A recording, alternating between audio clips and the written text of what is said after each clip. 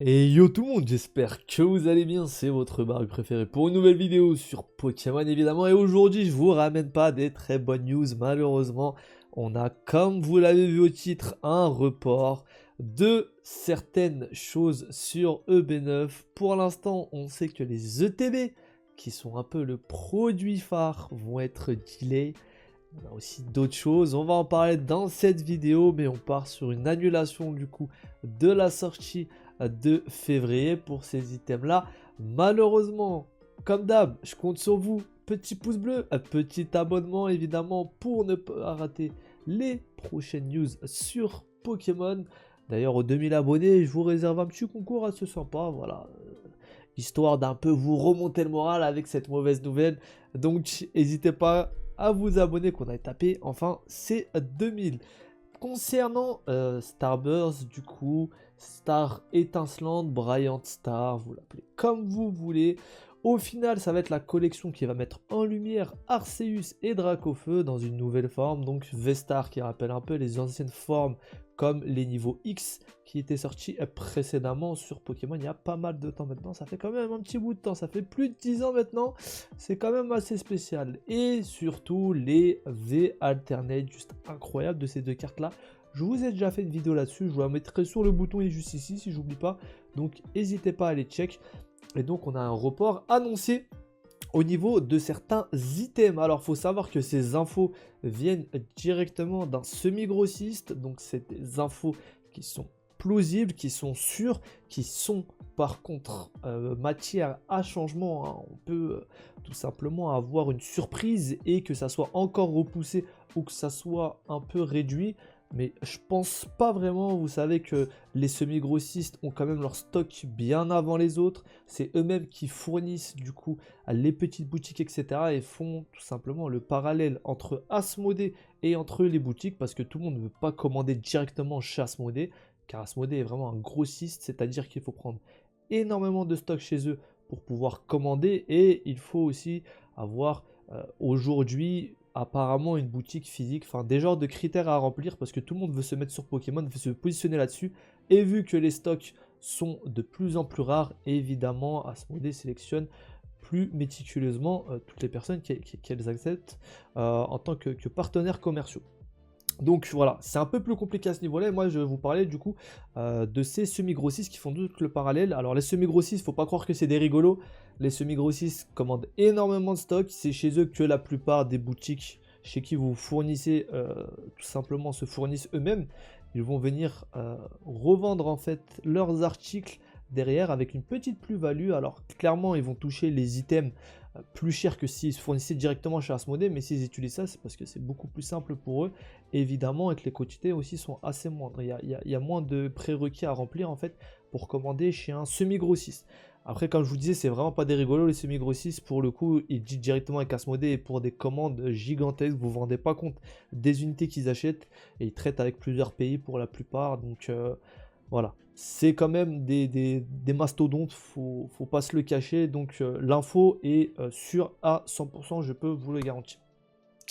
Donc on va avoir un délai et une annulation en fait pour février de la sortie des ETB, donc les ETB Star étincelante avec le Arceus, la boîte tout simplement blanche avec le logo doré, avec Arceus en doré qui est juste incroyable.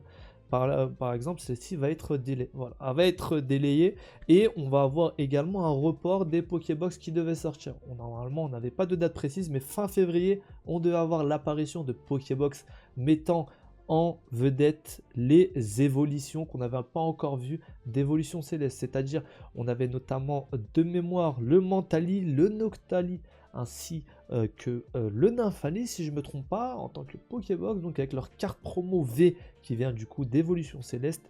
Et pour le coup, ces items-là aussi vont être delay et annulés pour février.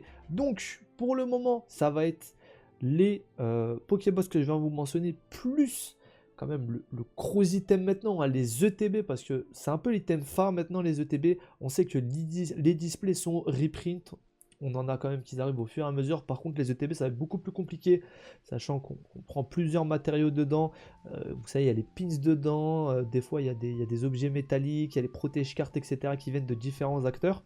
Et pour le coup, c'est pour ça qu'ils ne sont pas réimprimés la plupart du temps, parce que lorsque EB9 est fini au niveau de l'impression, on va aller sur EB10. Voilà, c'est un peu un flux tendu, je pense. Et pour le coup, c'est beaucoup plus compliqué à reprint. C'est pour ça qu'ils le font jamais au niveau des ETB, hein. Vous avez qu'à voir pour Règne de Glace qui est sorti il n'y a pas longtemps, il n'y a jamais eu de reprint. Pour tout simplement Évolution Céleste, c'est un restock qui est arrivé un peu tardivement, mais il n'y a jamais de reprint non plus. Au niveau des ETB, c'est vraiment les items phares en ce moment. Parce que, comme je vous l'ai dit, ils ne sont pas reprint et que ça va être beaucoup plus compliqué à trouver que les displays. Par contre, on n'a pas encore d'infos pour tout ce qui est display.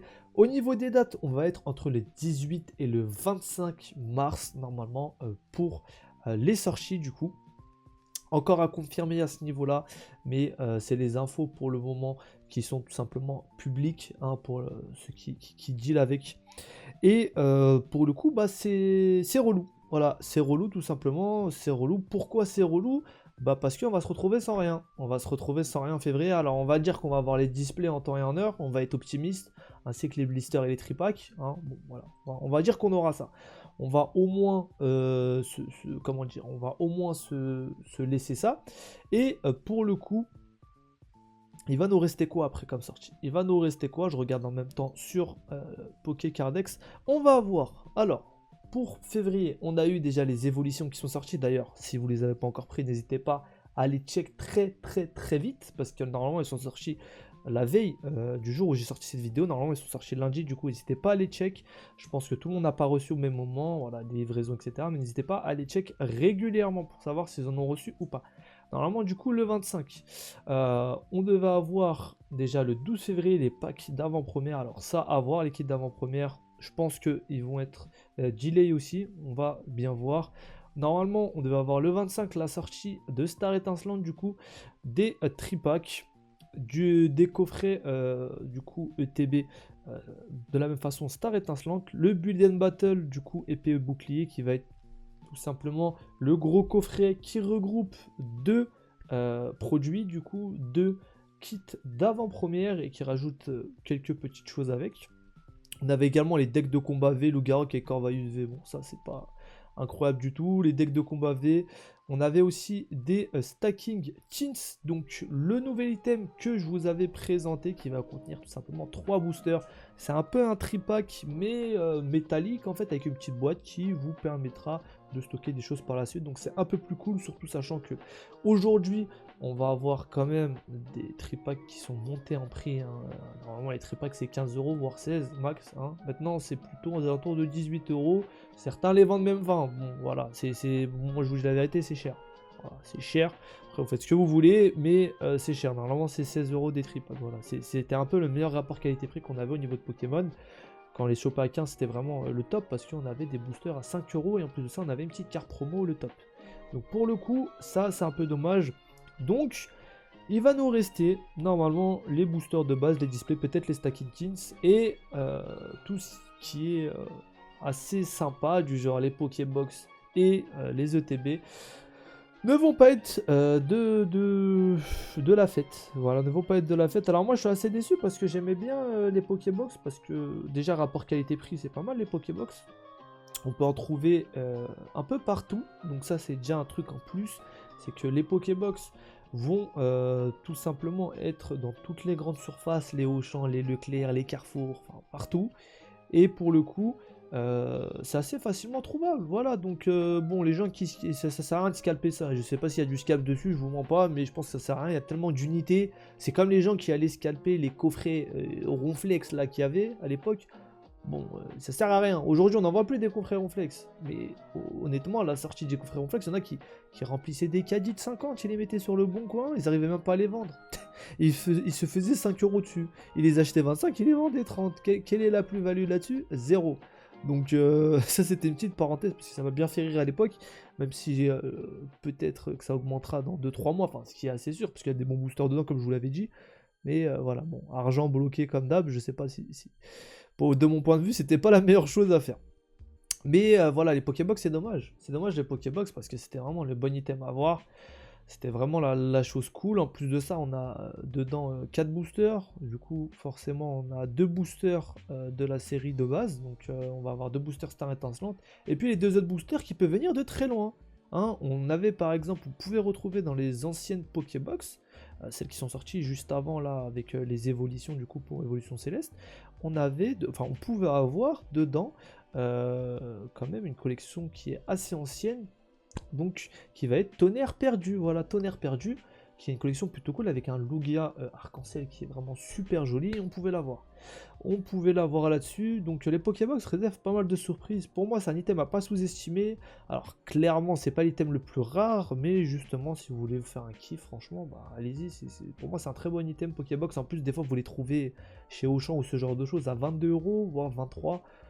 C'est génial en vrai, c'est génial pour ouvrir. Ça fait à peine 6 € le booster avec une petite carte promo sympa, une boîte métallique pour ranger vos trucs. Bon, voilà, c'est assez cool. Et puis ça se trouve assez facilement, donc c'est dommage. C'est dommage, ça veut dire qu'à la sortie, il n'y aura pas grand chose. Il y aura les displays, mais les displays sont pas vendus partout.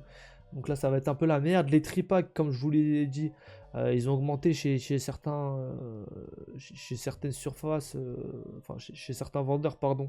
Même la grande récré, ce genre de choses, 20 € je crois. Enfin, quand je vous l'ai dit, c'est un peu cher, je trouve. Mais à la sortie, on va avoir quoi ouvrir. On va avoir quoi, c'est ce que je me pose. Parce que les blisters sont aussi à des prix assez abusifs. Des fois, ils sont vendus 8 €. Voilà, 7,50 €. Enfin, un blister, normalement, c'est 6 €.